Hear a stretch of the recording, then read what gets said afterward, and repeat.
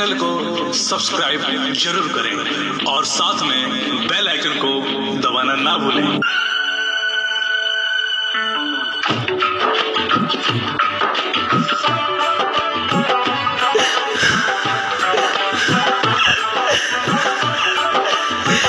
दर्द देकर इसके ने हमें रुला दिया, जिसमें मरते उसी हमें भुला दिया। हम तो उन्हीं की यादों में ही जी लेते, मगर उन्होंने तो यादों में ही जहर मिला। हमसे कोई के जुदाई